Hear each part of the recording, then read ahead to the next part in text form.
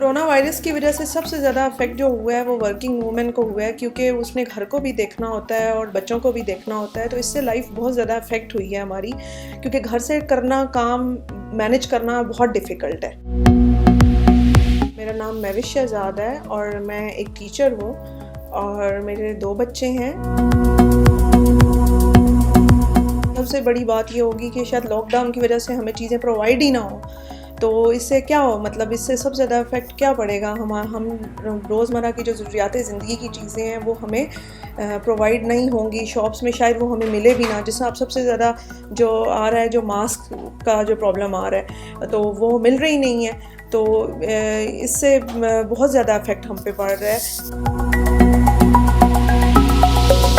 एक तो अभी सबसे बड़ी रिस्पॉन्सिबिलिटी ये है कि बच्चों के स्कूल्स क्लोज हैं, तो उनको घर पे रह के उनकी स्टडीज़ भी टाइम वेस्ट ना हो, वो चीज़ भी कंप्लीट करानी है। फिर अपना ऑफिस वर्क भी घर से होके करना है और बाकी सब चीज़ें भी मैनेज करना बहुत ज़्यादा मुश्किल बहुत टफ हो जाएगा।